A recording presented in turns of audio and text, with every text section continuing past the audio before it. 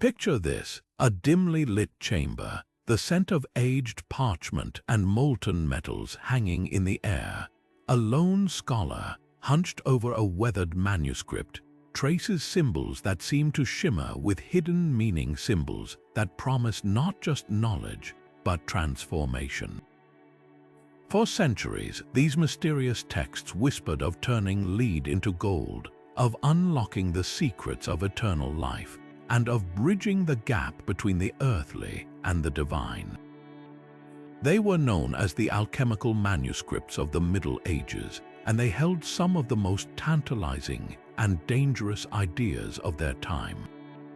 What if I told you that these weren't just the ramblings of superstitious minds, that behind the cryptic diagrams and poetic metaphors lay a genuine, if imperfect, pursuit of understanding the natural world? These manuscripts were more than recipes for elixirs or philosopher's stones. They were maps of human ambition, blending science, spirituality, and symbolism in ways that still resonate today. Their authors walked a razor's edge between innovation and heresy, celebrated by some and hunted by others, all because they dared to ask questions that few others would. And that's exactly where our journey begins. Together, we'll step into the shoes of those medieval seekers, decoding the layers of meaning hidden within these extraordinary documents. We'll explore how they fused practical chemistry with mystical philosophy, why their work was so fiercely guarded, and what these ancient texts can teach us about the timeless human drive to uncover the unknown. This isn't just a story about the past, it's about the enduring hunger for discovery that lives in all of us. So settle in, because we're about to unravel secrets that have been waiting centuries to be understood. To truly grasp their nature, we must first abandon our modern idea of a straightforward textbook or a simple journal.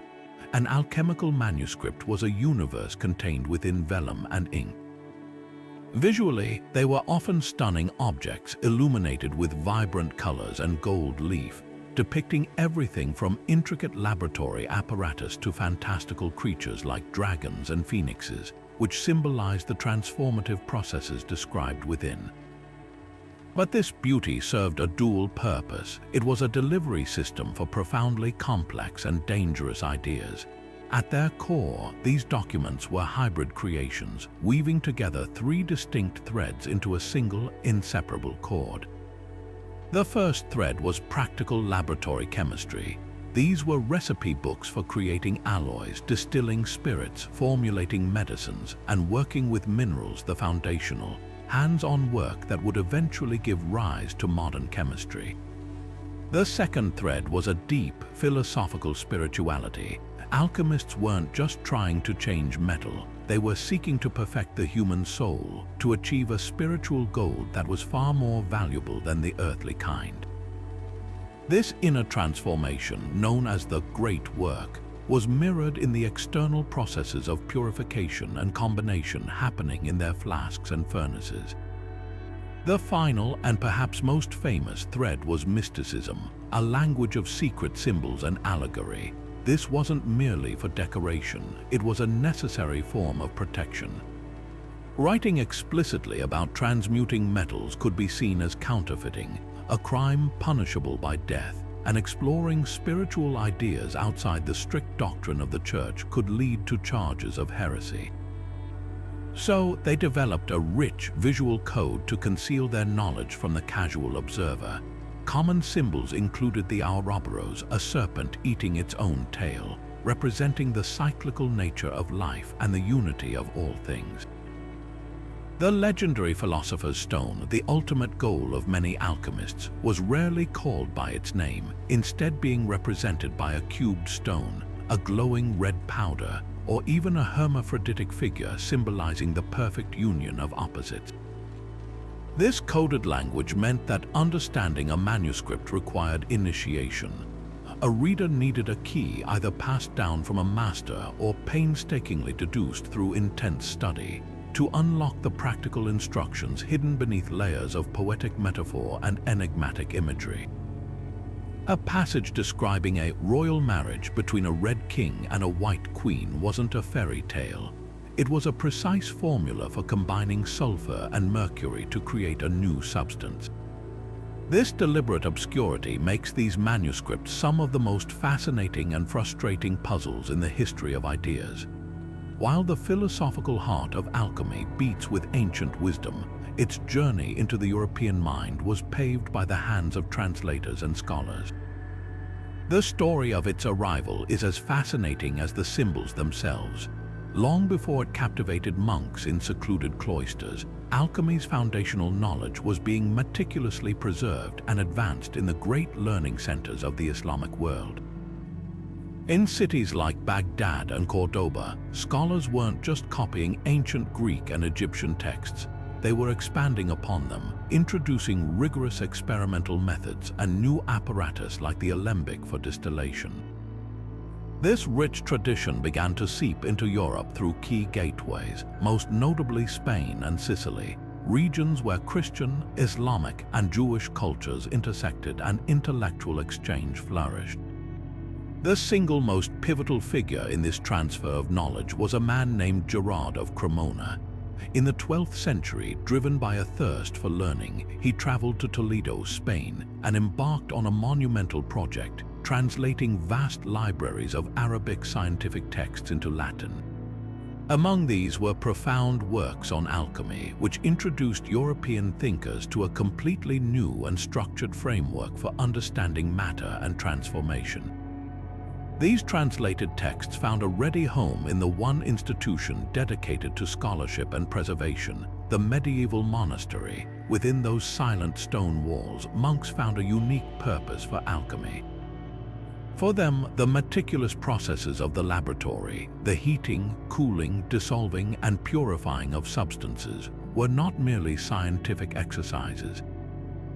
They were physical metaphors for the purification of the soul. The quest to turn lead, a base and dull metal, into brilliant gold mirrored their own spiritual journey to turn a sinful human nature into one worthy of divine grace.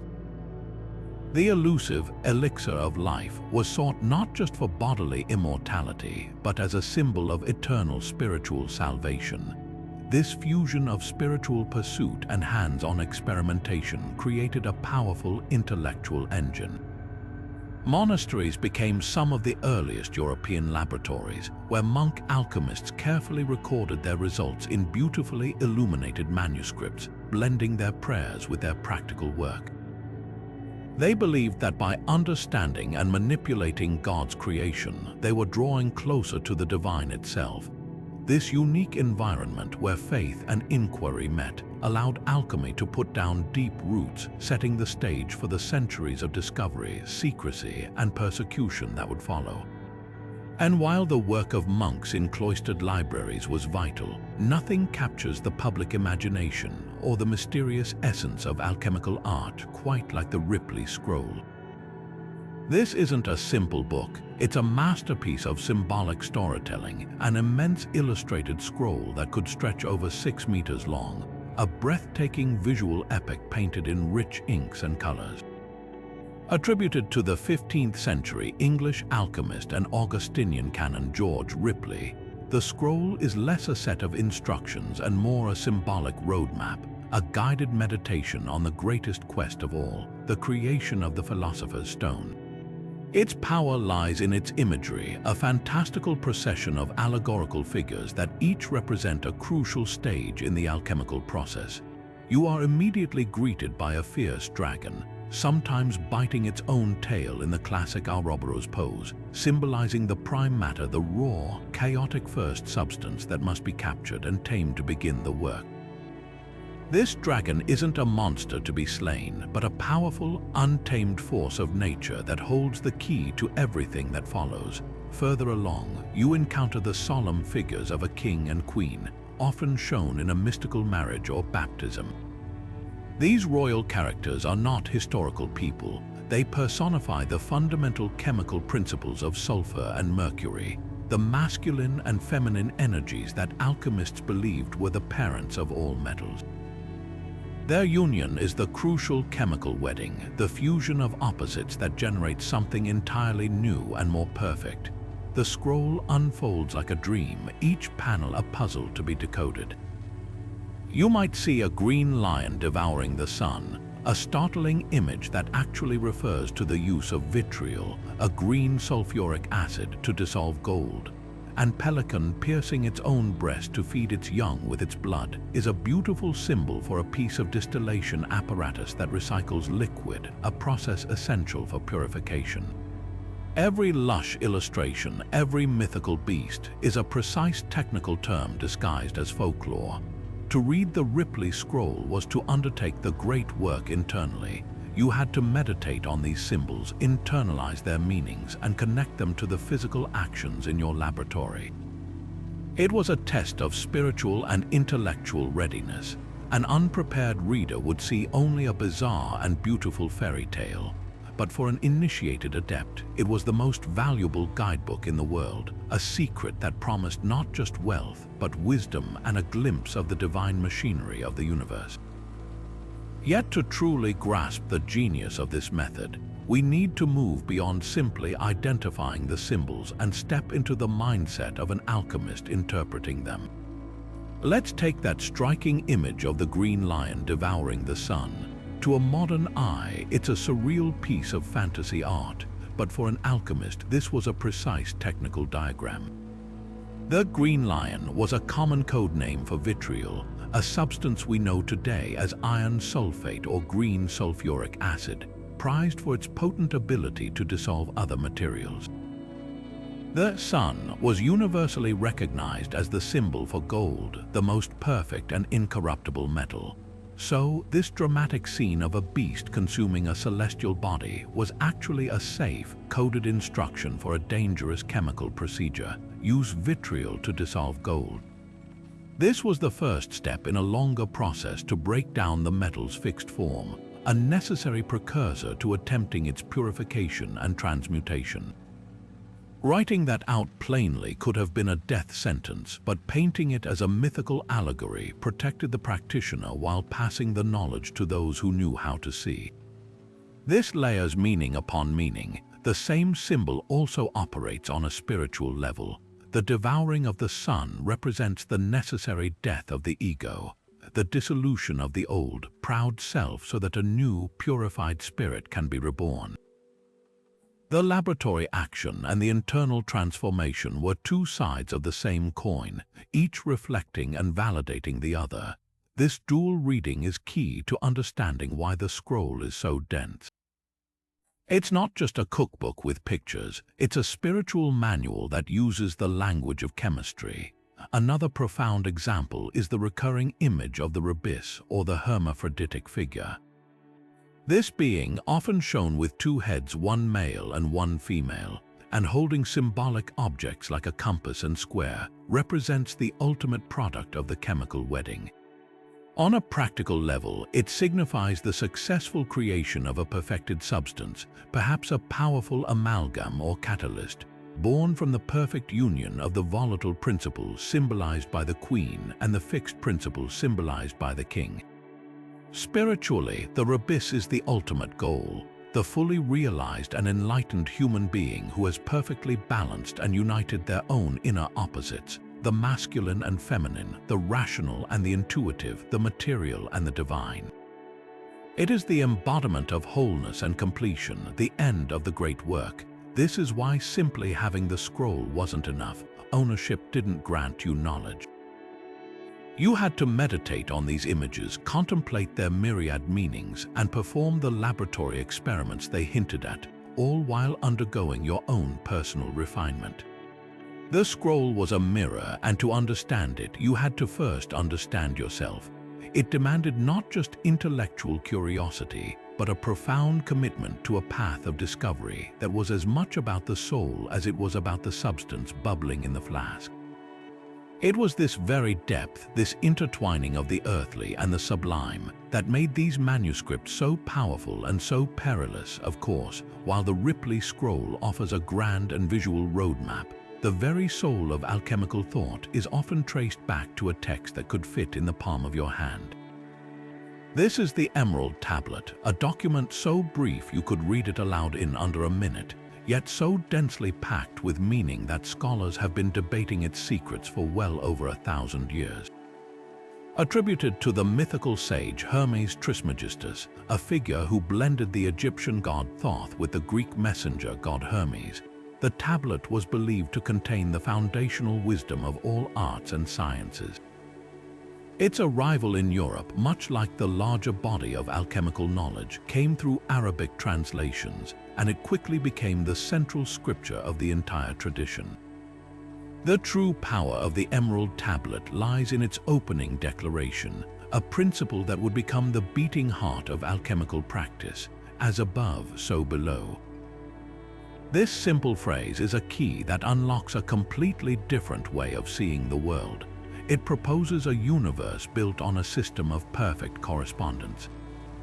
The above refers to the macrocosm, the vast celestial realm of the stars, planets, and the divine cosmos. The below is the microcosm, the smaller earthly world, which includes not just our human bodies and minds, but also the contents of the alchemist's flask. This wasn't just a poetic suggestion, it was a fundamental law of nature. It meant that the same rules that govern the movement of planets also govern the chemical reactions in a laboratory. It meant that by studying and manipulating the small, one could understand and influence the large. This principle gave every action in the lab a profound cosmic significance. An alchemist wasn't just heating a mixture of metals, they were reenacting the very processes of creation. When they distilled a liquid, separating the pure from the impure, they were mirroring the divine act of bringing order out of chaos. The ultimate goal of creating the Philosopher's Stone was, in this light, a miniature version of the universe achieving perfect harmony and balance. This world view is why the symbols we find in manuscripts are so multi-layered.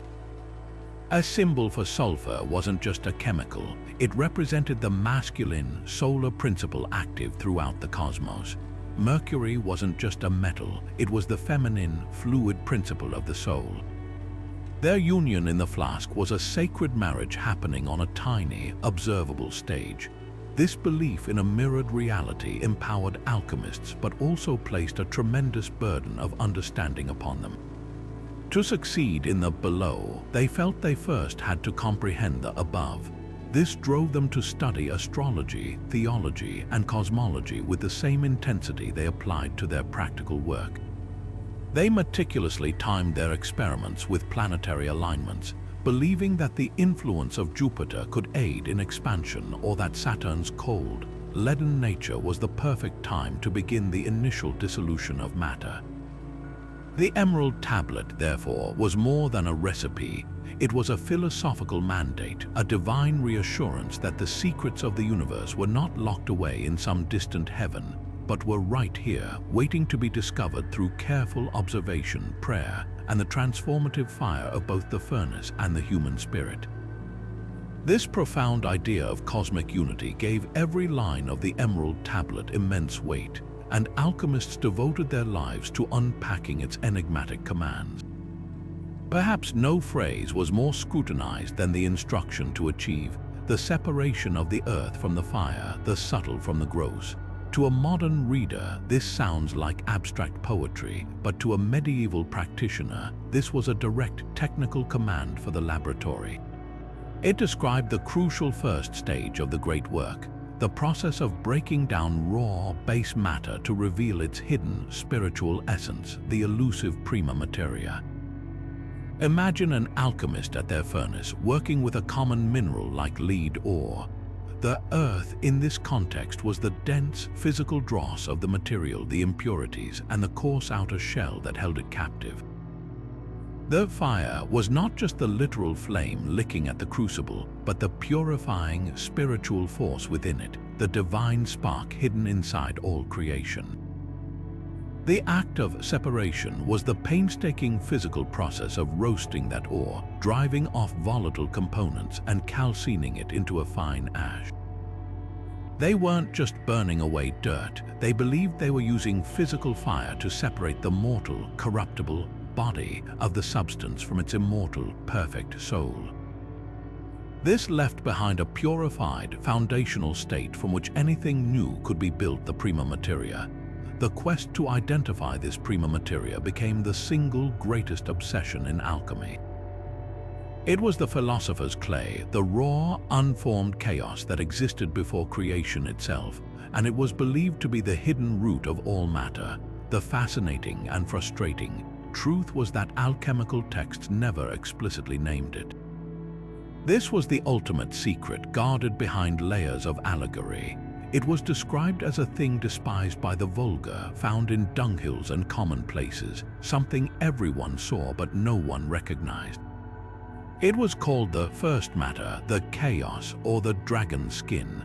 Some adepts hinted it was a specific substance like mercury, antimony, or even common water, while others insisted it was not a physical thing at all, but a state of matter achieved through rigorous purification. This pursuit reveals the beautiful, maddening logic of the alchemical mind. They weren't simply hunting for a chemical ingredient, they were seeking the fundamental building block of reality, the point where spirit congealed into matter. Finding it meant holding the key to all transformation, because if you could reduce anything to its prima materia, you could then refashion it into something perfect, just as God had fashioned the universe from the void. This is why the Emerald Tablet was so revered. It didn't just offer a recipe, it offered a cosmology. It promised that by mastering a simple, earthly process of separation in their flask, an alchemist was participating in the very same act that the divine had used to create the cosmos. Their small fire mirrored the primordial fire of creation, and their patient work was a humble attempt to walk in the footsteps of the Creator. This practice of writing under a borrowed name, known as pseudepigraphy, was far more than a simple literary convention. It was a sophisticated survival strategy in a world where innovative ideas could be deadly. By attributing a new, potentially controversial text to a revered ancient authority like Hermes Trismegistus or a legendary Islamic master, an author accomplished several crucial goals at once. First, it provided an instant shield of legitimacy and protection. A work by a contemporary, unknown monk could be dismissed as heresy or foolishness and its author swiftly punished. But a text claiming to be the lost wisdom of a great sage from antiquity carried immense weight and was often treated with more caution and respect by both secular and religious authorities. It was far harder to condemn a text that everyone believed was ancient and divinely inspired. Perhaps the most famous and successful example of this strategy surrounds the corpus of texts attributed to Jabir ibn Hayyan, an 8th century Islamic alchemist known in the West as Geber. The historical Jabir was a real and brilliant figure, a pioneer in experimental chemistry who developed early versions of processes like distillation and crystallization. Centuries after his death, however, a whole new body of profoundly influential writings began to appear in Europe under his name. These weren't fraudulent copies, they were original, groundbreaking works by a group of anonymous European alchemists in the 13th and 14th centuries who chose the Geber persona as their protective cloak. By writing as Geber, they could introduce radically new ideas about laboratory practice, chemical reactions, and the nature of matter itself, all while sheltering behind the unimpeachable authority of a legendary Islamic scientist. These pseudo-Geber texts, such as the Summa Perfectionis or the Sum of Perfection, represent a monumental leap forward in technical writing. They are remarkably clear and systematic, focusing heavily on the hands-on, practical aspects of the art. They provide detailed, almost modern-seeming descriptions of laboratory apparatus, the alembic for distillation, the cucurbit flask, and various types of furnaces for controlling different levels of heat. They offer precise instructions for preparing strong acids, which were essential for dissolving metals, and they present a coherent theory of metallurgy based on the interactions of mercury and sulfur. This was hardcore, practical chemistry hiding in plain sight under a respected name. The authors could write with such bold clarity precisely because they were not writing as themselves. The Jebba persona allowed them to be direct without fear, accelerating the spread of practical chemical knowledge across Europe while they themselves remained safely in the shadows. This tradition extended far beyond the Islamic world. Christian alchemists frequently attributed their own works to biblical patriarchs like Moses or King Solomon, believing that these figures possessed divine secrets of creation. Others wrote under the name of famous philosophers like Aristotle or Plato, grafting their new ideas onto established branches of thought to give them a better chance of being accepted and preserved. This created a fascinating, layered reality for the medieval reader. They believed they were studying the ancient, unchanging wisdom of the ages, when in fact they were often engaging with the most cutting-edge scientific thought of their own time, cleverly disguised as antiquity. This constant borrowing and reinvention of authority meant that the alchemical tradition was always evolving, a living, breathing conversation between the past and the present, all conducted under assumed names to protect the brilliant, vulnerable minds who dared to push the boundaries of knowledge. This deliberate obscurity, this art of speaking in riddles, was the lifeblood of the alchemical community. It wasn't just a defensive measure against persecution. It was a sophisticated system of knowledge management that perfectly served the social and economic realities of the time. By creating a language only the initiated could understand, alchemists forged a powerful sense of exclusivity and intellectual prestige. Imagine being a wealthy noble or a powerful bishop in the 15th century. A wandering scholar arrives at your court claiming to possess the secret of transmutation.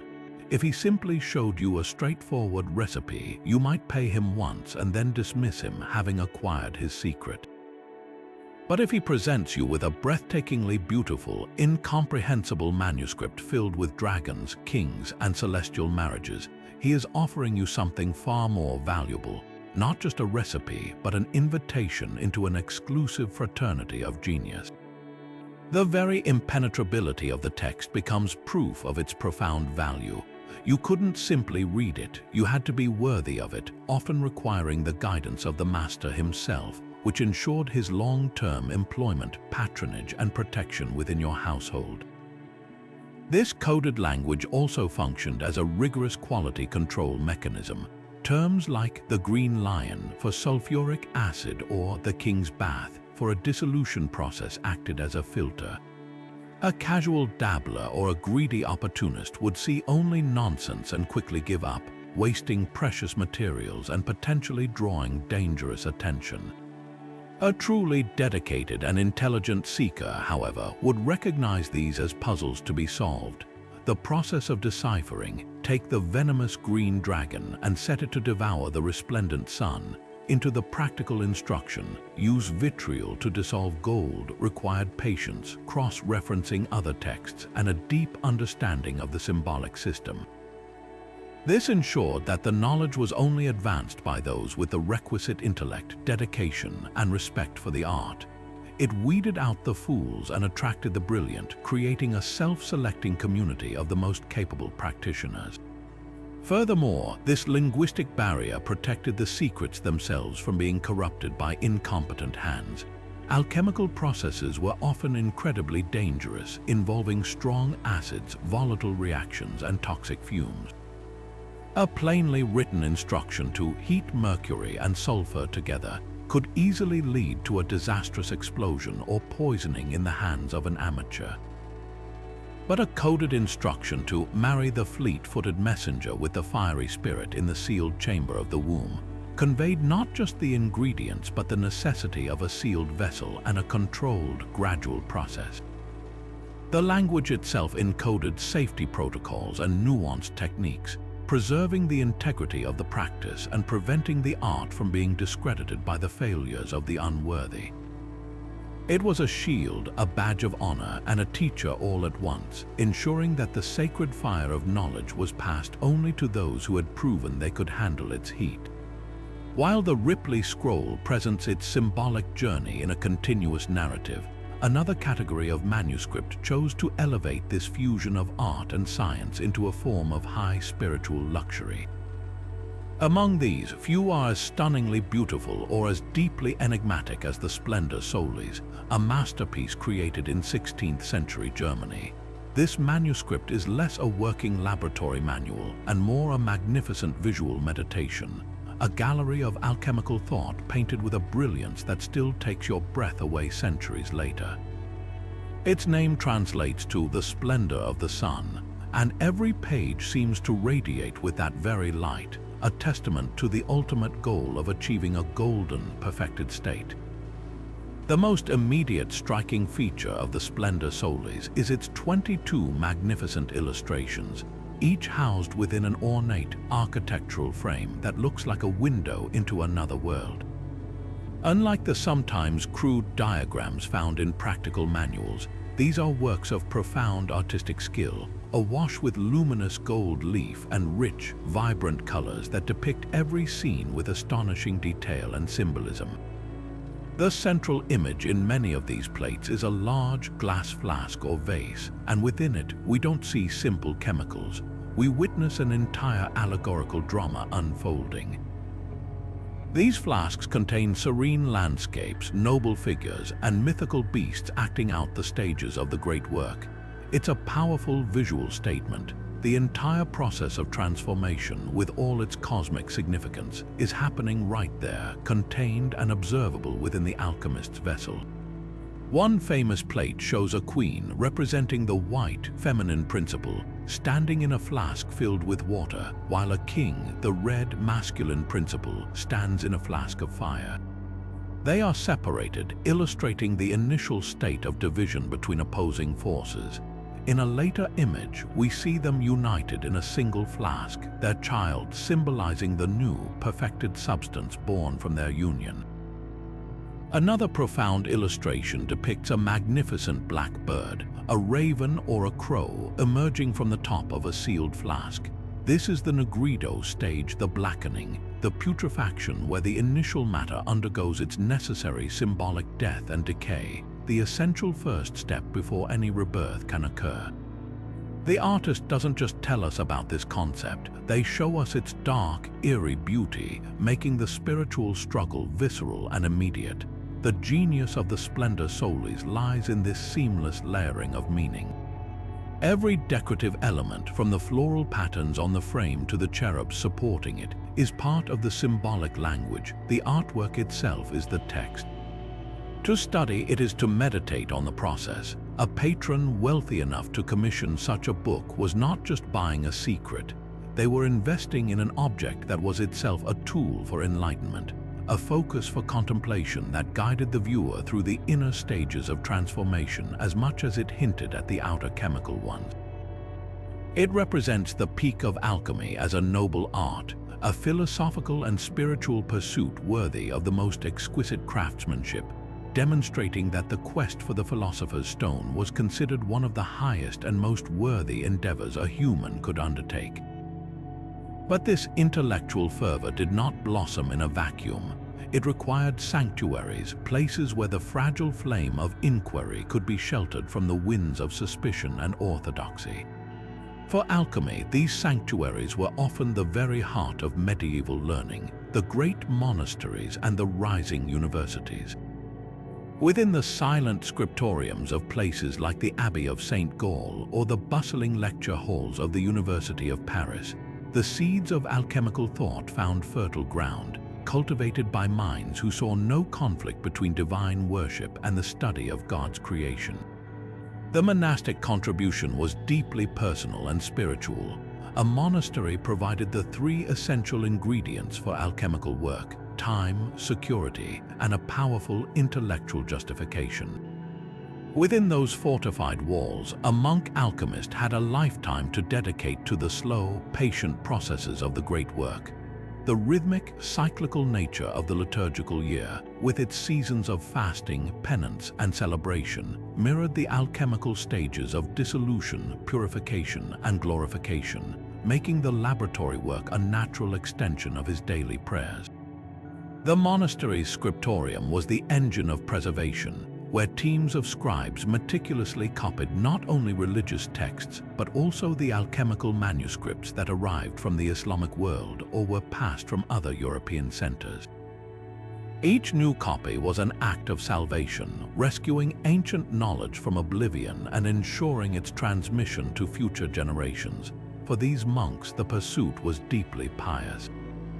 By learning the secrets of matter, they believed they were reading the second book of God's revelation, the book of nature, and thereby drawing closer to understanding the mind of the Creator himself.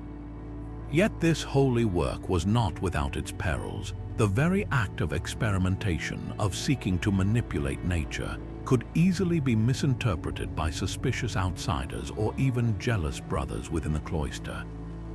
A strange smell from the workshop, an unexpected flash of light from a furnace, or a failed experiment could quickly fuel whispers of diabolical pacts or necromancy. An abbot sympathetic to the work could provide crucial protection, but a change in leadership could just as easily lead to the destruction of a lifetime's work and accusations of heresy. The monk alchemist truly lived on a razor's edge, celebrated by some as a pious seeker of divine secrets and hunted by others as a dabbler in forbidden arts. As the High Middle Ages progressed, the university emerged as a new, dynamic hub for this kind of study, though its approach was markedly different. The University of Paris, for instance, became a famous and at times infamous center for debating alchemical principles. Here, the focus shifted from solitary spiritual pursuit to structured academic discourse. Scholars like Albertus Magnus and his famed student, Thomas Aquinas, engaged seriously with alchemical texts, weaving their concepts into the broader tapestry of Aristotelian natural philosophy and Christian theology. A university master could lecture on the properties of metals according to alchemical authors, debate the theoretical possibility of transmutation, and even prescribe remedies based on alchemical preparations, all within a framework of accepted scholarly inquiry. However, the university was also a place of fierce intellectual competition and rigid orthodoxy, making it a dangerous playground. In 1314, the Pope issued a decree specifically aimed at the clergy in Paris, sternly condemning those who practiced alchemical counterfeiting. This wasn't an attack on the theory itself, but a warning against its most dangerous practical application. The decree highlights the tense duality of the university's relationship with the art. It was a legitimate subject for intellectual debate in the lecture hall, but a potentially treasonous activity in the laboratory. A scholar could earn acclaim for his commentary on Geber's texts, yet risked excommunication and execution if he was suspected of actually trying to make gold. This precarious balance forced academic alchemists to become even more adept at using coded language and allegory, publishing their most daring practical insights under layers of philosophical speculation to avoid the watchful eyes of both church and crown authorities. Yet within the hallowed halls of monasteries and the burgeoning universities, a crucial part of this story was often written in the margins, its authors relegated to footnotes in the very history they helped to build. The narrative of medieval alchemy has long been dominated by the figures of monks, university masters, and wandering adepts, almost exclusively men. But if we look closer, peeling back the layers of time and prejudice, we find that women were not merely passive observers. They were active, indispensable contributors to the alchemical arts, their hands and minds shaping the tradition in profound and lasting ways. Perhaps the most legendary of these figures is Mary the Jewess, a name that echoes through the texts of countless later alchemists. Believed to have lived in Alexandria around the 1st to 3rd centuries, Mary is less a historical personage and more a foundational pillar of the entire art. She was so revered that the great Islamic alchemists referred to her as Maria Hebrea, and her insights were quoted as divine authority for over 1,000 years. Her practical genius is felt every time we step into a modern chemistry lab, for she is credited with inventing fundamental pieces of equipment that became the workhorses of alchemy. Two of her most famous creations are the kerotakes and the tribicos. The kerotakes was a sophisticated sealed vessel used for sublimation, a process where a solid is heated and turns directly into a vapor without becoming a liquid, then condenses back into a solid. Mary used this apparatus to expose metals to the vapors of sulfur or mercury, believing it allowed the materials to breathe and absorb the transformative properties. The tribicos was a three-armed still, an early alembic essential for distillation, the process of purifying liquids by heating them, collecting the steam, and cooling it back into a liquid.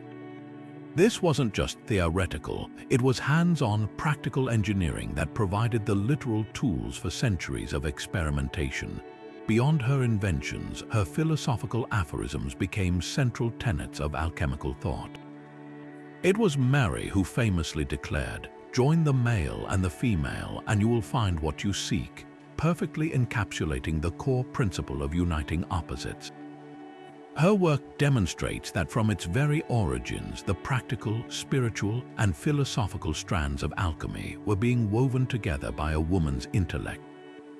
Moving from legendary founder to tangible presence, we find another critical role filled by women, the scribe. In the scriptoriums of medieval convents, nuns dedicated their lives to the meticulous, sacred art of copying manuscripts. This was not mere transcription, it was an act of devotion and preservation. For alchemical texts which were so often obscure and laden with complex imagery, the role of the scribe was particularly vital.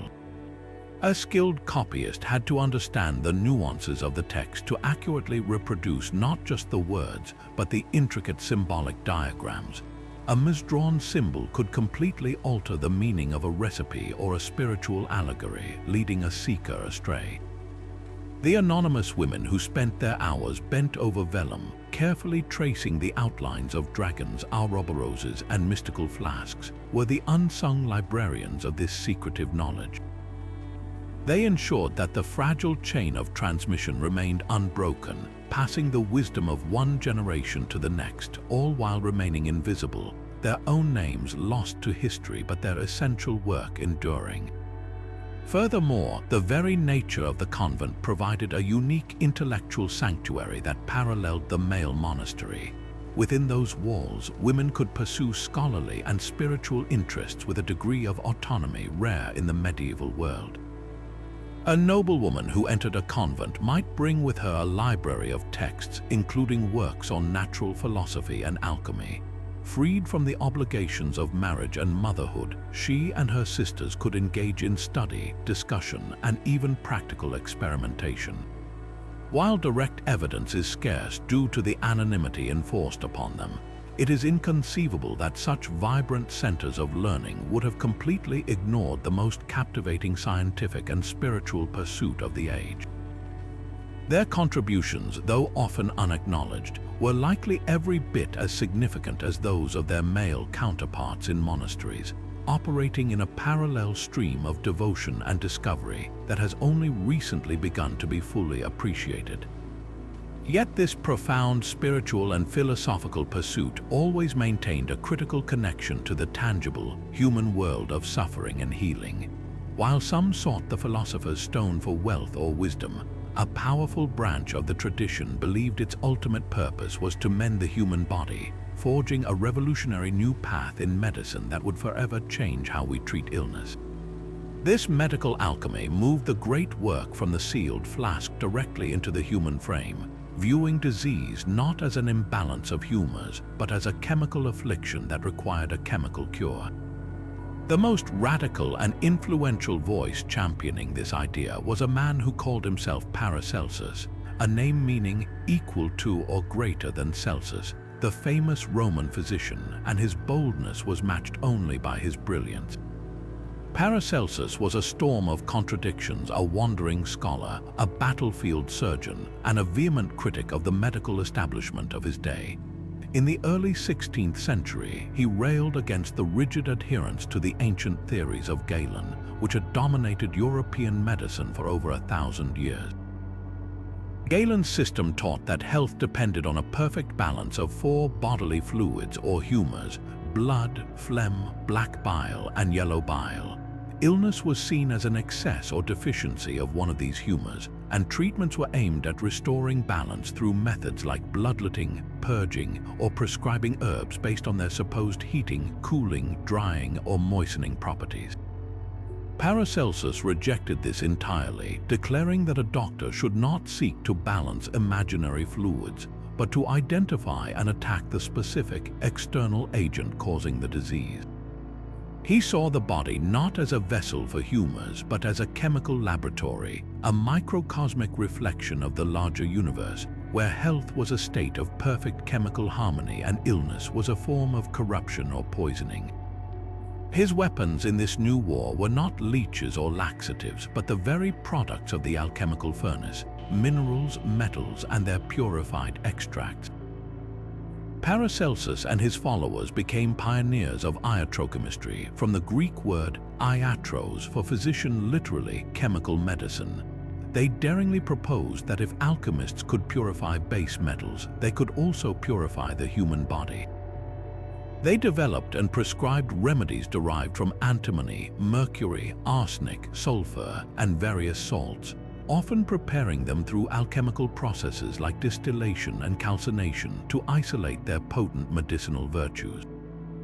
Paracelsus himself created a famous mercury-based remedy for the new disease of syphilis that was sweeping Europe, a treatment that was highly toxic by modern standards but was considered effective enough at the time to solidify his reputation. He also championed the use of laudanum, an alcoholic tincture of opium that he termed his arcanum, or ultimate secret for alleviating pain. His manuscripts and treatises, often written in a forceful, vernacular German rather than scholarly Latin, spread these explosive ideas far and wide, arguing that the true purpose of alchemy was not to make gold but to prepare arcana, the supreme medicines that could cure any ailment. This was a direct and dangerous challenge to the entire medical orthodoxy. Physicians trained in the Galenic tradition saw Paracelsians as reckless poisoners, while apothecaries who based their trade on Galenic herbal preparations viewed them as existential threats. The debate was fierce and often personal, pitting the old world against the new. But the power of the Paracelsian approach was its tangible results. On the battlefields and in plague houses, where traditional herbal remedies often failed, the strong, targeted action of these chemical medicines could produce dramatic, undeniable effects. This practical success, combined with the compelling alchemical philosophy behind it, ensured that the movement could not be suppressed. The alchemical manuscript became a new form of medical textbook, filled with recipes for tinctures, essences, and elixirs, each step of their preparation imbued with symbolic meaning. The process of creating a medicine mirrored the stages of the great work: separation, purification, and reunification, and the final product was seen as a kind of medical philosopher's stone, a concentrated essence of healing power capable of restoring the body to its pristine, prelapsarian state of health. This fusion of laboratory practice and medical theory laid the essential groundwork for the entire field of modern pharmacology, transforming the alchemist's quest for gold into a physician's quest for a cure. This tantalizing promise of limitless wealth inevitably caught the attention of the most powerful figures in Europe, transforming the alchemist's workshop into a high-stakes arena of royal finance. Kings, emperors, and popes, perpetually in need of funds for their wars, building projects, and lavish courts, became the primary patrons of alchemical research. They funded laboratories, supplied vast quantities of precious metals and exotic ingredients, and offered protection in exchange for a share of the profits they were certain would come. This royal patronage was a double-edged sword for the alchemist. On one hand, it provided the resources and security needed for serious, long-term experimentation. On the other, it placed them under immense pressure to deliver tangible results for some of the most impatient and dangerous clients in the world. The relationship between the English Queen Elizabeth I and the infamous duo of John Dee and Edward Kelly is perhaps the most dramatic example of this perilous dance. John Dee was a genuine Renaissance man, a renowned mathematician, astronomer, and astrologer, deeply fascinated by the hidden workings of the universe. Edward Kelly, by contrast, was a charismatic and controversial figure, an alleged spirit medium who claimed he could communicate with angels through a magic crystal, and most importantly for the Queen, that he possessed the secret of transmutation. Together, they conducted elaborate seances for Dee and performed alchemical demonstrations for their royal patron. Kelly, in particular, was said to have performed a spectacular transmutation for the Emperor Rudolf II in Prague, allegedly turning a small piece of copper into gold by touching it with a mysterious red powder. While these feats were almost certainly elaborate tricks involving hidden double-bottomed crucibles or sleight of hand, they were convincing enough to earn Kelly a knighthood and temporarily satisfy the financial hopes of his powerful patrons. Their story underscores the immense pressure to succeed. Failure could mean not just the withdrawal of patronage, but accusations of fraud, imprisonment, or worse. For every famous fraud, however, there were countless unknown practitioners whose failed experiments, conducted under the watchful eyes of royal overseers, led to genuinely valuable discoveries. The relentless, well-funded search for ways to improve and purify metals directly fueled massive advances in metallurgy, the science of working with metals. Alchemists developed new, more efficient types of furnaces capable of reaching and maintaining the incredibly high temperatures required for smelting and alloying. Their work with strong acids, originally sought for dissolving gold, led to improved methods for separating silver from copper and for refining other industrially crucial metals. The processes of distillation and crystallization they perfected for their elixirs became the foundational techniques for the entire chemical industry. The production of gunpowder, glass, soap, dyes, and inks all benefited from these alchemical innovations. Even when the goal of making gold remained elusive, the practical knowledge gained in the attempt was a form of wealth far more valuable to the emerging modern world. This economic engine, driven by the dream of alchemical gold, subtly began to shift the very purpose of the art. For the monk in his cloister, the great work was a spiritual allegory. For the prince funding a laboratory, it was a potential financial revolution. This tension between the sacred and the profane, the philosophical and the pragmatic, became increasingly pronounced. The same process that a spiritual seeker described as the blackening of the soul in purgative fire, a mining foreman might see as a new technique for removing impurities from iron ore. This divergence didn't destroy alchemy, it amplified its influence, allowing its methods to flow out of the secret manuscript and into the bustling workshops of early industry, laying the indispensable practical groundwork for the scientific revolution that was still to come.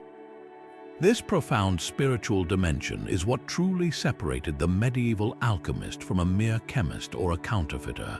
For them, the entire laboratory process was a form of active prayer, a physical meditation on the deepest mysteries of faith. The central metaphor that guided this entire world was the inseparable link between the crucifixion and the philosopher's stone. Just as Christ had to suffer, die, and be entombed before his glorious resurrection, the alchemist's prime matter, often visualized as a king, had to undergo its own passion. This was the infamous stage of the nigredo, the blackening.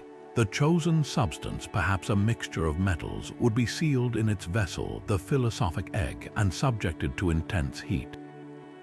It would putrefy, decompose, and turn a deathly black. This wasn't a sign of failure, it was the essential first step, the symbolic death on the cross. The alchemist witnessed this decay not with horror, but with reverence, seeing in the darkened flask a necessary dissolution of the old, imperfect form. This was followed by the albedo, the whitening. As the process continued, the matter would purify, often rising as a white vapor within the vessel before condensing back into a pristine white substance. This stage was the purification in the tomb, the washing clean of sin, and it was frequently symbolized by images of baptism or by a white rose, a symbol of the Virgin Mary and divine purity. The final stage, the rubedo or reddening, resulted in the creation of the coveted red powder or stone. This was the resurrection and ascension, the triumphant emergence of a new, perfected, and incorruptible substance from the decay of the old. The entire, painstaking months-long process was a ritual reenactment of the central story of Christianity, performed not on a stage but in a flask. An alchemist working at his furnace likely felt a kinship with a monk in prayer. Both were engaged in a sacred act aimed at transcending the fallen state of the world and achieving a glimpse of divine perfection. This deeply symbolic practice, however, walked a dangerous tightrope between pious devotion and outright heresy. The Church's view was profoundly ambivalent. On one hand, many within the clergy, including influential figures like Albertus Magnus and Thomas Aquinas, saw alchemy as a legitimate exploration of God's natural world, a way to understand the divine principles embedded within creation. The idea that an alchemist could assist in the perfection of matter could be framed as a humble collaboration with God's work. Yet, to more conservative authorities, this was a hubristic and dangerous inversion of the natural order. The power of resurrection belonged to God alone. For a mortal man to claim he could replicate this process, even in a symbolic, mineral form, smacked of blasphemy. It was seen as a dark parody of the Mass, with the furnace as the altar and the alembic as the chalice. If an alchemist failed, he was a fraud. But if he was perceived to succeed, he risked being accused of wielding a power that was not his to claim, potentially through a pact with darker forces. This constant tension meant the pious alchemist lived in a state of spiritual precariousness, celebrated for his devotion by some and hunted for his perceived arrogance by others. This constant threat of persecution wasn't just a vague fear. It was a daily reality that shaped every aspect of an alchemist's life. To be accused of witchcraft or heresy was a sentence that could lead to imprisonment, torture, or a horrifying public execution at the stake. The charges were often twofold. On a secular level, any successful claim of transmuting metals could be seen as counterfeiting, a direct crime against the crown's exclusive right to mint coinage and a threat to the entire economic stability of a kingdom. On a religious level, the Church viewed the alchemist's ambition with deep suspicion. The very idea that a human could perfect matter or discover an elixir of life was seen as an attempt to usurp a power that belonged to God alone. To orthodox thinkers, this was the ultimate hubris, a dangerous playing at godhood that could only be achieved through a pact with demonic forces. This oppressive environment forced the creation of a shadow culture, a community of seekers who communicated through a shared, secret language. Symbols became their lifeline, a way to share profound truths with fellow initiates while remaining invisible to the authorities who might destroy them. The Ouroboros, that ancient serpent forever consuming its own tail, is a perfect example of this brilliant duality. To an untrained inquisitor or a suspicious neighbor, it might appear as nothing more than an odd decorative motif, a strange drawing in the margin of a book. But to another alchemist, it conveyed a universe of meaning. It spoke of the cyclical nature of all things, life and death, creation and destruction, the endless process of renewal that was central to their work. It represented the concept that the end of a process is also its beginning, that from decay comes new life. Most importantly, it symbolized the unity of all matter, the idea that everything in the universe is ultimately one, forever transforming yet eternally the same. This single, elegant image allowed them to proclaim their entire philosophy in plain sight, a silent act of defiance and a beacon to those who knew how to look. The Ouroboros was just one star in a whole constellation of coded imagery. The pelican, shown piercing its own breast to feed its young with its blood, was a beautiful and pious symbol that perfectly concealed the function of a specific type of distillation glassware that recycled condensed liquid. The image of a dragon or a lion could represent specific potent chemical substances like antimony or vitriol, whose true names were too dangerous to write. This system of symbols did more than just protect them. It forged a powerful, invisible fraternity. To understand the code was to prove yourself worthy of the knowledge. It filtered out the casually curious and the greed-driven opportunists, ensuring that the secrets were passed only to those with the patience, intelligence, and genuine philosophical commitment to grasp their true meaning. Their manuscripts became more than books. They were tests, maps, and tokens of membership in a secret society of the mind, whose meetings were held across centuries through ink and vellum, all under the watchful and often hostile eyes of the world they sought to understand. This transmission of knowledge was not a mere trickle of information but a great river, and its most vital tributaries flowed from the brilliant minds of the Islamic Golden Age. In bustling urban centers like Baghdad and Cordoba, scholars were not simply preserving the wisdom of ancient Greece and Egypt. They were building upon it with rigorous experimentation and groundbreaking innovation. Among these giants stood Abu Bakr Muhammad ibn Zakaria al-Razi, known in the West as Razes. A renowned physician and chemist of the 9th and 10th centuries, al-Razi's work represented the pinnacle of systematic experimental science. His manuscripts, particularly the Kitab al-Asrar, or Book of Secrets, were monumental encyclopedias of chemical knowledge. They moved far beyond mystical speculation, offering detailed, practical classifications of substances into animal, vegetable, and mineral categories, and describing laboratory apparatus like the alembic still with a clarity and precision that was revolutionary. When these Arabic texts began their journey into Latin Christendom, it was nothing short of an intellectual Big Bang. The primary gateway for this transfer was the vibrant, multicultural environment of medieval Spain, or Al-Andalus, where Christian, Islamic, and Jewish scholars lived and worked in close proximity. In cities like Toledo, after its reconquest by Christian forces, teams of translators embarked on a project that would redefine European thought. They pored over libraries filled with Arabic scientific manuscripts, meticulously rendering their complex ideas into the scholarly language of Latin. This wasn't a dry, academic exercise. It was the transfer of an entire technological and philosophical toolkit. European alchemists, whose knowledge might have previously been based on fragmented and obscure Greek texts, were suddenly handed detailed maps of a vastly expanded world. They were introduced to entirely new substances like sal ammoniac and potent mineral acids, and they inherited sophisticated laboratory techniques for distillation, sublimation, and crystallization that were generations ahead of anything they had known. The impact of this cross-cultural exchange cannot be overstated. Imagine a European monk alchemist whose work had been largely theoretical, suddenly reading al-Razi's precise instructions for producing strong acids capable of dissolving metals previously thought incorruptible. It was akin to giving a carpenter power tools for the first time. This new practical knowledge supercharged European experimentation, providing the tangible methods needed to test their philosophical theories. But the exchange was far deeper than just recipes. They also inherited a structured framework for understanding the natural world, a more coherent theory of matter, and a spirit of disciplined inquiry that blended reason with empirical observation. This fertile fusion of practical Arabic chemistry with the more symbolically driven, spiritually minded European tradition created a powerful new synthesis.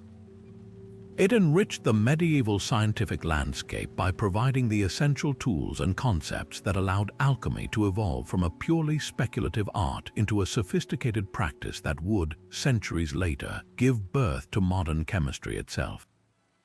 Moving from the grand cosmic theories of the emerald tablet to the soot-stained reality of the workshop, we find the true engine of alchemical progress, the meticulous hands-on laboratory work. Within those dimly lit spaces, the mystical met the mechanical, and it was through a series of highly sophisticated physical processes that adepts believed they could enact spiritual transformation. The manuscripts are surprisingly detailed on these points, serving as precise technical manuals for the aspiring practitioner.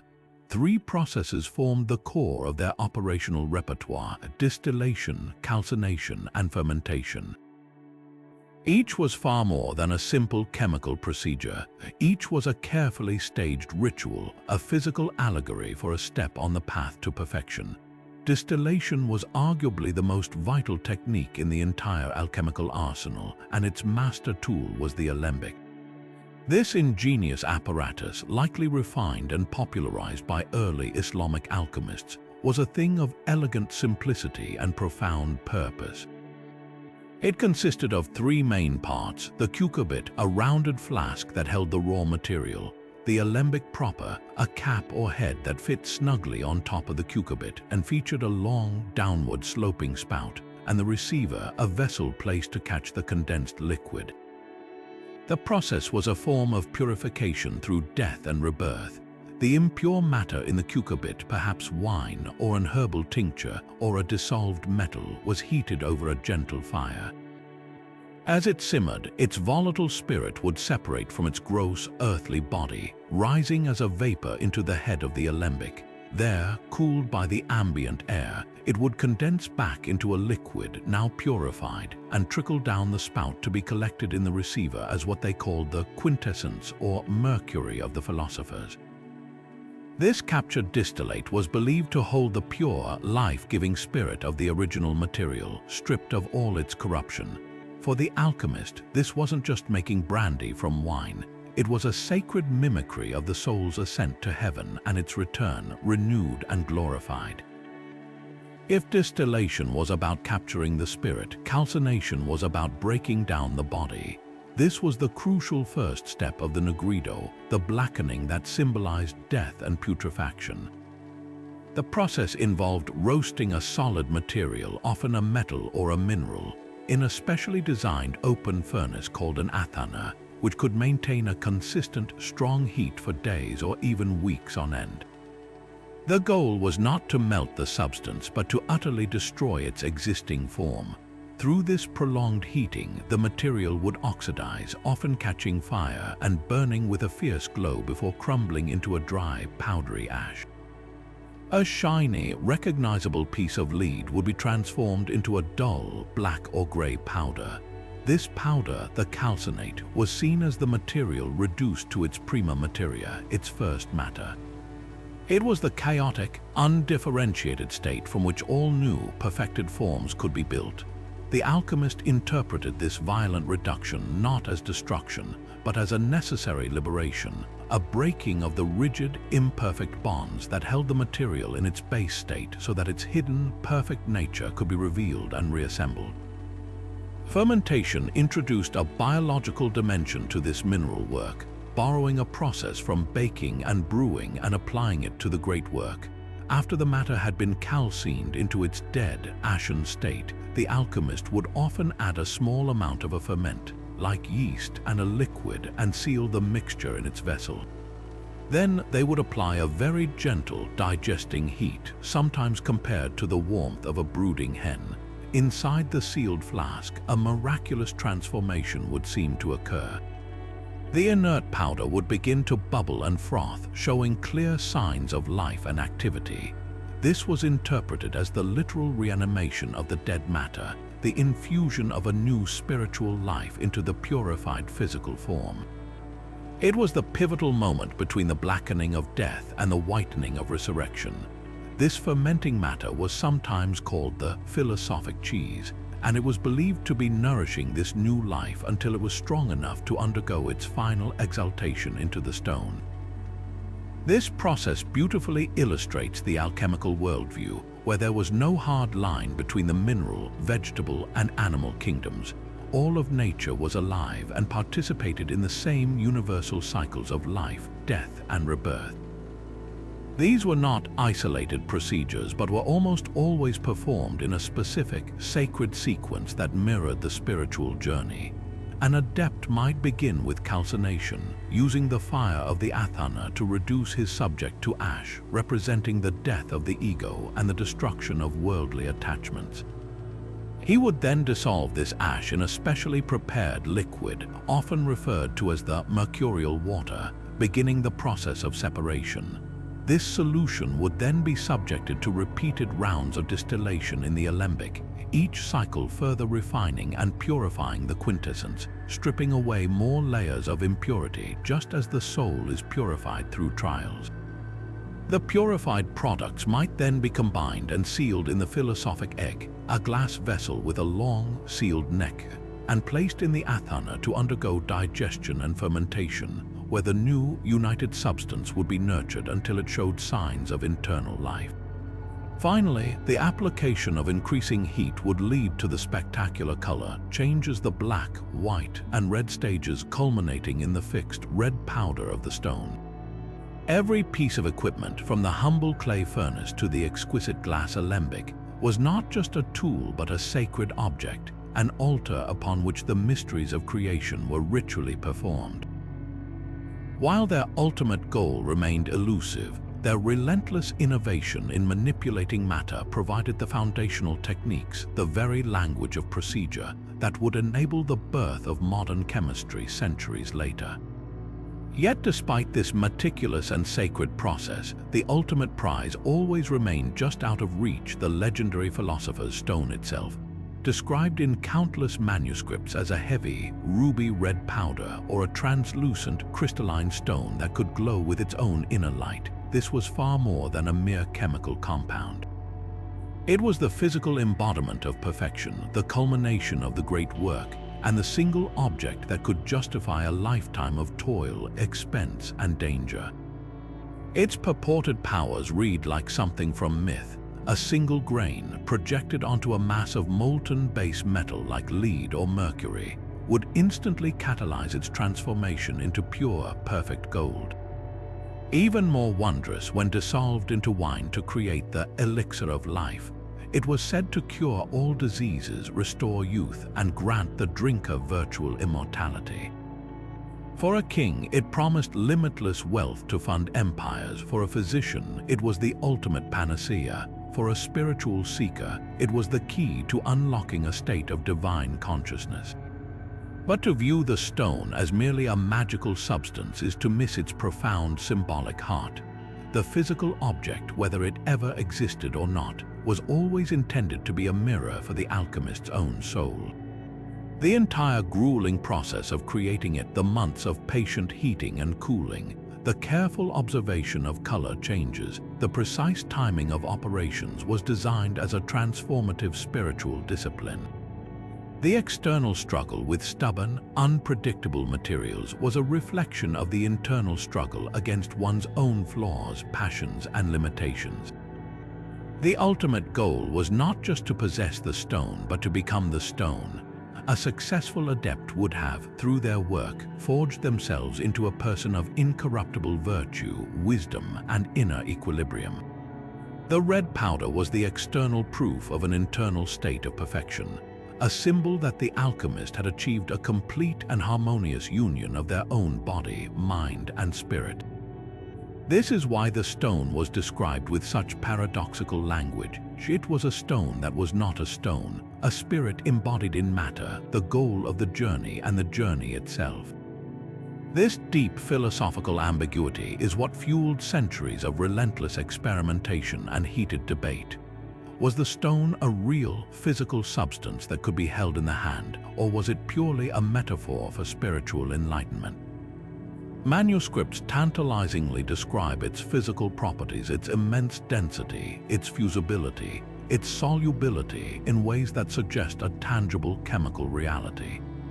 Some adepts swore they had seen it, held it, even used it, yet these same texts also overflow with allegory, describing it as a spiritual seed or a heavenly dew, concepts that point toward an entirely non-material understanding. This very tension was likely intentional.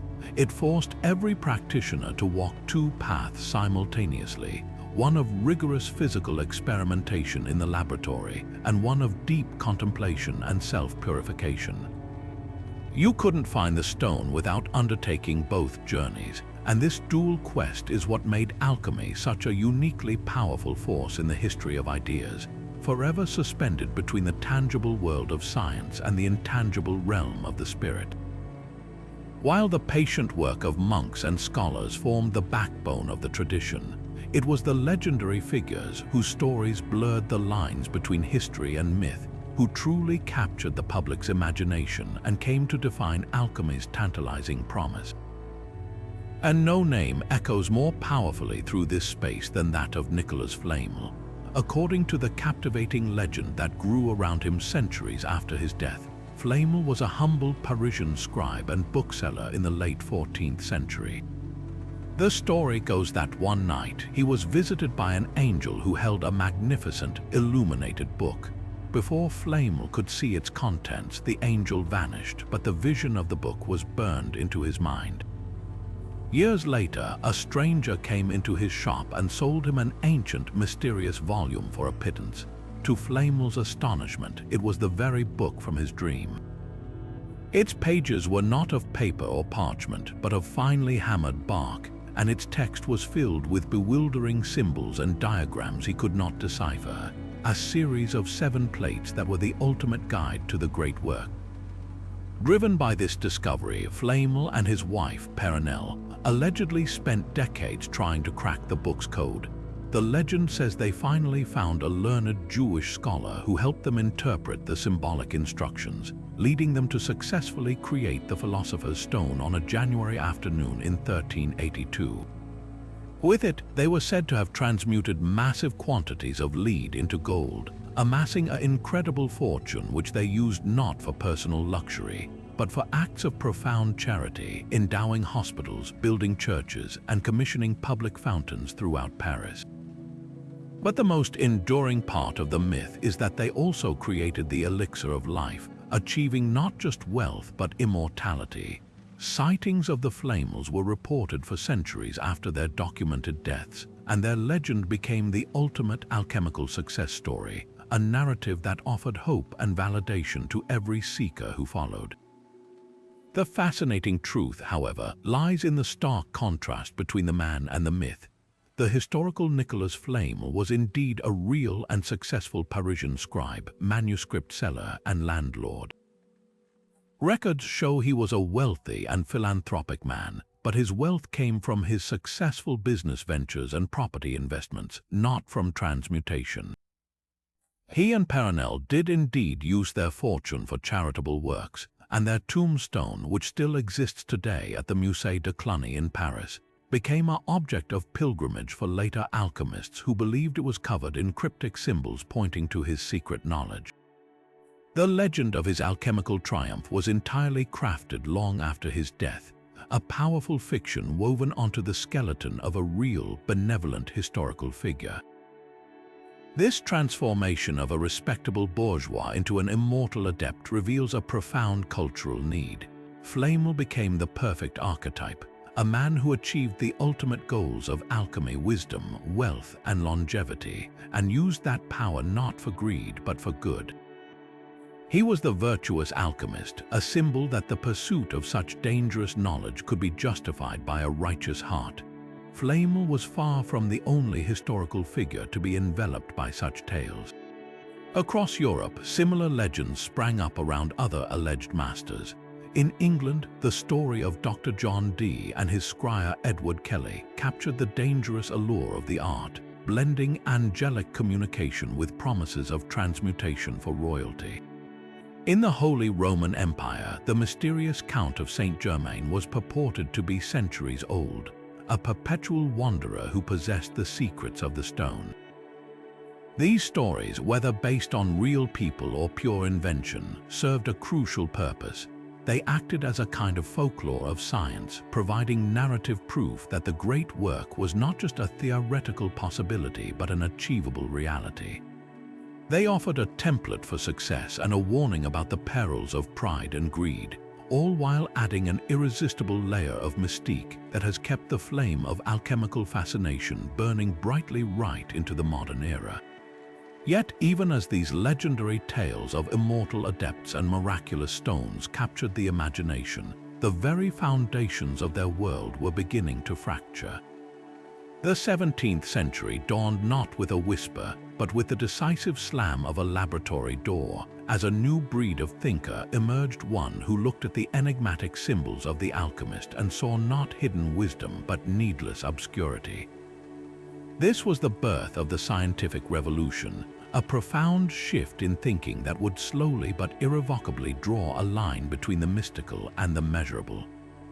At the forefront of this change stood men like Robert Boyle, a wealthy Irish natural philosopher who, in 1661, published a work that would become a landmark, The Skeptical Chymist. In it, Boyle launched a direct and devastating critique against the core of alchemical theory. He rejected the ancient idea that all matter was composed of the philosophical principles of salt, sulfur, and mercury, arguing instead for a more physical, particulate theory of elements, the building blocks of nature that could be isolated and identified through rigorous experiment. Boyle championed a new methodology, where the alchemist sought revelation through meditation on symbols and the decoding of ancient texts. Boyle demanded public, repeatable experimentation. He insisted on meticulous record-keeping, precise descriptions of apparatus, and the clear reporting of results so that any other researcher could follow the same steps and achieve the same outcome. This was a direct repudiation of the alchemical tradition of secrecy and initiation. For Boyle, truth was not a secret to be guarded by a select few, but a body of knowledge to be built collaboratively, brick by empirical brick. His work, and that of others in the newly formed Royal Society of London, began to systematically dismantle the holistic, spirit-infused universe of the alchemist, replacing it with a mechanical world of matter in motion, governed by knowable mathematical laws. The most astonishing and paradoxical figure in this transition was none other than Isaac Newton. We remember him today as the father of calculus and the architect of universal gravitation, the ultimate symbol of the rational Enlightenment mind. But Newton had a secret life. He was, in fact, a profoundly dedicated alchemist who spent decades hidden away in a laboratory, conducting thousands of experiments, meticulously copying ancient alchemical texts, and filling his own notebooks with millions of words on the subject. For Newton, there was no contradiction between his public physics and his private alchemy. He saw them as two different windows into the same divine reality. He believed the ancient philosophers had possessed a pristine knowledge of God's creation, a prisca sapientia that had been lost over time and corrupted into the obscure symbols of his day. He saw his alchemical work as a recovery project, an attempt to decode these corrupted texts and rediscover the true, unified laws of nature that governed not only the motion of planets but also the hidden, active principles within matter itself, what he called vegetable spirit, or the secret principle of sociability. Newton's intense, lifelong engagement with alchemy forces us to redraw the simplistic timeline of science triumphing over superstition. For him, the empirical method was a tool that could be applied to the great work just as it was to optics. He wasn't rejecting alchemy, he was trying to reinvent it on a more secure, experimental footing. His immense intellectual prestige actually helped to prolong the life of alchemical inquiry, even as the broader intellectual tide was turning against it. But the movement he represented ultimately sealed its fate. The new science, with its powerful mathematical predictions and spectacular practical applications, from accurate clocks to improved telescopes, simply produced more consistent and publicly verifiable results. The promise of the philosopher's stone, always just over the horizon, could not compete with the tangible power of the steam engine or the precise orbit of a comet calculated by Newton's own laws. Alchemy, as a mainstream scientific pursuit, gradually receded from the academy and the royal court, its methods appearing increasingly antiquated beside the dazzling successes of the new philosophy. But to declare alchemy simply dead would be to misunderstand its profound and enduring power. It did not vanish, it instead underwent a magnificent transformation, fragmenting into two powerful and lasting streams. One stream flowed directly into the emerging river of modern chemistry. the vast repository of practical knowledge contained in those centuries of manuscripts, the designs for furnaces and alembics, the processes for distillation and crystallization, the preparation of strong acids and new alloys did not disappear.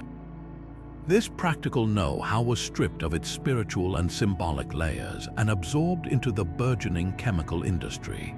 The alchemist's laboratory, in a very real sense, became the chemist's laboratory. Their tools became the foundation for a new science that would eventually unlock the periodic table. The other stream flowed inward into the realms of spirituality, art, and psychology. Though marginalized by science, alchemy found a vibrant new life within Western esoteric and occult traditions. Groups like the Rosicrucians and later the Freemasons embraced alchemical symbolism not as literal chemical recipes, but as maps for spiritual initiation and personal transformation. The stages of the great work, the Nigredo, Albedo, and Rubedo, became stages of a mystical journey toward enlightenment, their symbols adorning ritual lodges and secret manuscripts. This spiritualized alchemy ensured the survival of the art, passed down through secret societies and occult revivals, its focus shifting decisively from the transformation of lead into gold to the transformation of the self. This inner, symbolic dimension found its most powerful modern expression in the 20th century through the work of the Swiss psychiatrist Carl Jung. For Jung, alchemy was not a failed science but a prescient psychology, a projective system for understanding the process of individuation, the journey toward becoming a whole, integrated self.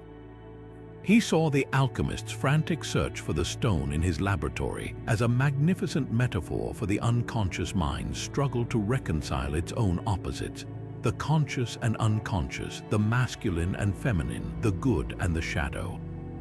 The chaotic prima materia was the raw, unprocessed stuff of the psyche. The Nigredo, the blackening, represented the painful but necessary descent into depression and confrontation with one's inner darkness.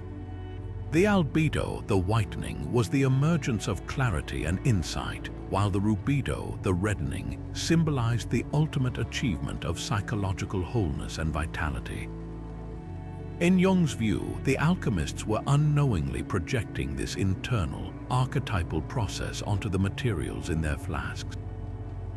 Their centuries of work, therefore, became a priceless record of the human soul's struggle for meaning and completion, ensuring that the cryptic manuscripts of the Middle Ages would continue to whisper their secrets, not to chemists, but to anyone seeking to understand the deepest mysteries of the human condition.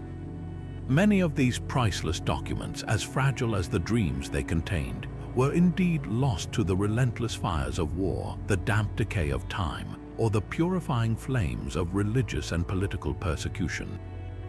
Yet against all odds, a remarkable number have endured, patiently waiting in the hushed, climate-controlled vaults of the world's great libraries. Places like the British Library in London and the Beinecke Rare Book and Manuscript Library at Yale University have become the modern-day philosopher's stones, performing their own kind of magic by preserving these volatile texts for future generations. But today, they are not merely kept under glass as beautiful relics of a superstitious past.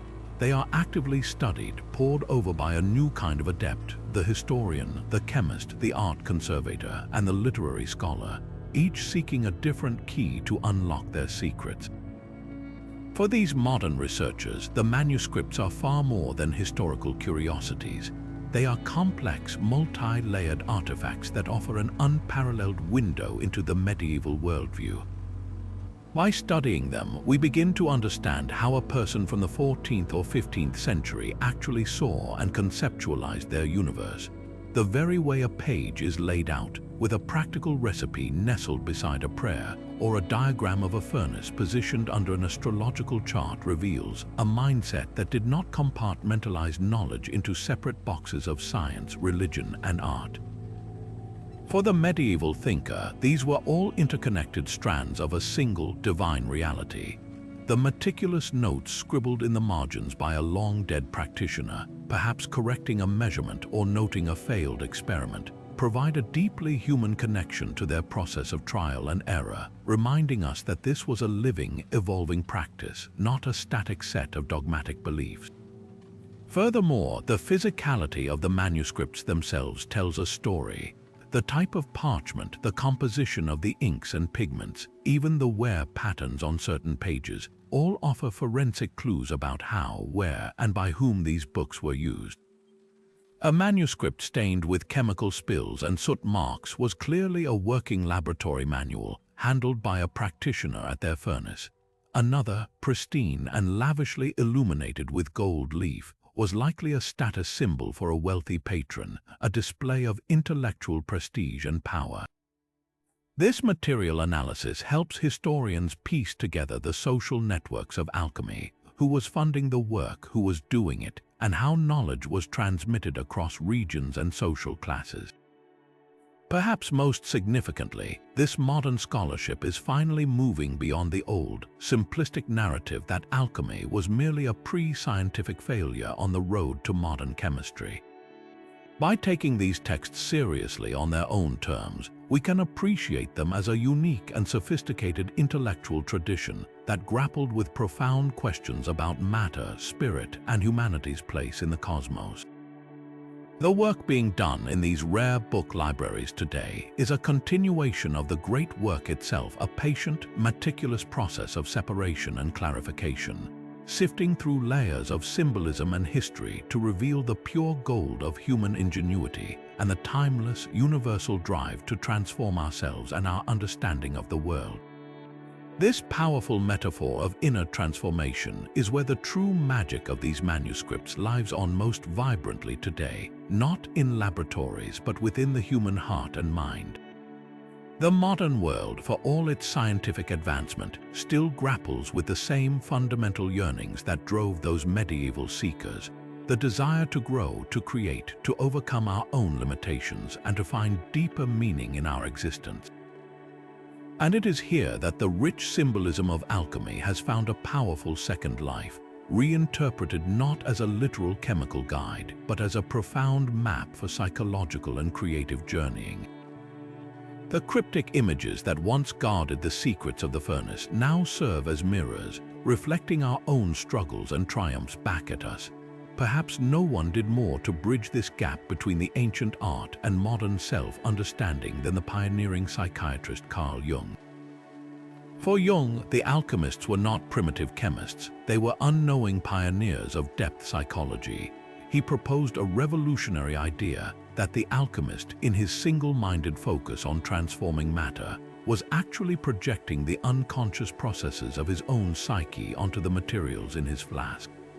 The entire great work, from the chaotic prima materia to the glorious red stone, was a magnificent, externalized drama of what Jung called individuation, the lifelong process of integrating the conscious and unconscious parts of the self to become a whole, complete individual. The putrefaction and blackness of the Negrido stage, which so horrified the uninitiated, became for Jung a symbol of the necessary and painful descent into one's own darkness, the confrontation with the shadow self that is essential for any true growth. The whitening of the albedo represented the emergence of clarity and consciousness from that struggle, while the ultimate goal of the rubedo, the red stone, symbolized the achievement of a vital, balanced, and fully realized self. This psychological lens transforms every symbol from a chemical instruction into a milestone of personal development. The chemical wedding is no longer just about combining sulfur and mercury. It becomes the sacred inner union of our own masculine and feminine qualities, our logic and our intuition, our strength and our compassion. The dragon is the untamed, primal energy of our own unconscious that must be confronted and integrated, not slain. And the philosopher's stone is not an external object to be found, but the hard-won state of psychological wholeness we forge through a lifetime of effort and self-reflection.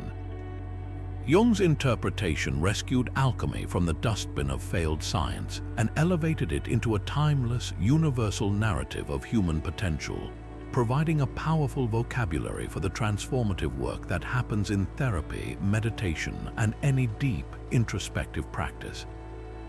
This resonant symbolism has spilled far beyond the therapist's office, deeply infusing modern art and literature with its potent imagery. The concept of a transformative journey of death and rebirth is a central theme in countless stories, and creators often deliberately draw on alchemical motifs to add layers of meaning. The popular manga and anime series Fullmetal Alchemist is a masterful example, building its entire plot around the literal and ethical law of equivalent exchange, while its hero's quest is a clear parallel to the search for the stone, grappling with the cost of transformation and the nature of the human soul. In literature, the works of authors like Hermann Hesse, such as Demian or The Glass Bead Game, are steeped in this imagery, tracing characters' struggles to reconcile opposing forces within themselves and achieve a higher state of being. Even the beloved Harry Potter series employs alchemical themes. The first book's original title, Harry Potter and the Philosopher's Stone, directly places the narrative within this tradition, with Harry's own journey from an ignored boy under the stairs to a hero who conquers his shadow, representing a classic Negrido to Rubido transformation. Visual artists, too, continue to be drawn to these ancient emblems. Contemporary painters and sculptors use the Ouroboros, the labyrinth, and the imagery of dissolution and reformation to explore themes of identity, chaos, and creation in a fragmented modern world. The stages of alchemy provide a powerful structural framework for understanding any creative process itself. Every artist, writer, or musician knows their own version of the Negrido, that initial chaotic struggle with a blank page or a block of clay, the frustrating feeling of being stuck in the dark, unable to see the way forward. The albedo is the moment of breakthrough where clarity emerges and the work begins to take its true form. And the rubido is the final, polished masterpiece, the successful completion that feels less like an ending and more like a glorious beginning, filled with the vibrant energy of something entirely new brought into the world. In this light, the alchemist's laboratory is any studio, any workshop, any space where we dedicate ourselves to the hard, beautiful work of making meaning out of chaos. Ultimately, the enduring power of these manuscripts lies in their profound flexibility. They are not closed books with a single, fixed meaning, but open invitations to project our own searches onto their timeless framework. They give us a language for the ineffable experience of change, providing a comforting structure for the often messy and painful work of becoming. When we face a personal crisis, a period of depression, or a major life transition, we are undergoing our own Negrido. When we have a moment of stunning insight that pulls us out of that darkness, we experience a personal albedo. And when we finally integrate those lessons and emerge with a stronger, more resilient sense of self, we have, in a very real sense, created our own inner philosopher's stone. The medieval alchemists may have been seeking a physical substance, but the legacy they left behind is far more valuable. A beautifully illustrated, endlessly rich guidebook for the soul, reminding us that the most important transformations have never happened in a flask, but within the crucible of our own lives. And that is the true legacy they leave us, not a formula for gold, but a far richer blueprint for the mind. These manuscripts stand as powerful monuments to a time when the pursuit of knowledge was a holistic, daring act of the human spirit. They remind us that our drive to understand the world has never fit neatly into the separate boxes we create today. For the medieval seeker, the laboratory, the chapel, and the artist's studio were not separate rooms. They were a single, sacred space where one could explore the mysteries of matter, the divine, and the self all at once. This fearless blending of science, art, and spirituality is perhaps their greatest gift to us. It challenges our modern tendency to specialize and separate, inviting us instead to see the connections between disciplines, to appreciate that the most profound truths often lie at the intersections. Their enduring power to captivate us centuries later speaks to something deep and universal within the human experience. We are still drawn to that central, beautiful metaphor of transformation. We may no longer believe we can turn lead into gold in a crucible, but we understand intimately the desire to transform our own lives, to refine our rough edges, to alchemize our pain into wisdom, and to seek our own form of personal gold. We see our own struggles mirrored in their descriptions of the putrefactio, that necessary stage of dark confusion that precedes a breakthrough.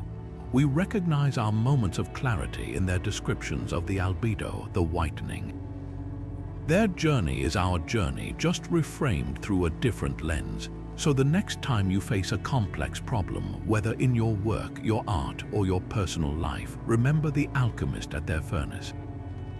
Remember that progress is rarely a straight line, but often a cyclical process of breaking things down, patiently observing and patiently rebuilding. Remember the value of a symbolic language to express what is difficult to say plainly. And most importantly, remember that the greatest transformations often begin not with a shout, but in the quiet, dedicated pursuit of a question that has no easy answer. These manuscripts are a testament to the beauty of that pursuit itself, a permanent record of our timeless, unshakable curiosity and our beautiful, stubborn refusal to stop seeking light in the darkness. Thank you for joining this exploration into the alchemical manuscripts of the Middle Ages. It's been a genuine pleasure to walk with you through these shadowy corridors of history, where the lines between science, art, and spirit blur into something truly magical. If this journey into the world of hidden symbols and transformative fires sparked your curiosity, sharing this channel truly helps us continue to unearth these incredible stories. Let us know in the comments what is the most fascinating alchemical symbol or enigmatic figure you've ever encountered. We love hearing your discoveries and insights. Until our next adventure into the mysteries of the past, keep looking a little closer at the world around you. You never know what secrets might be waiting, hidden just beneath the surface.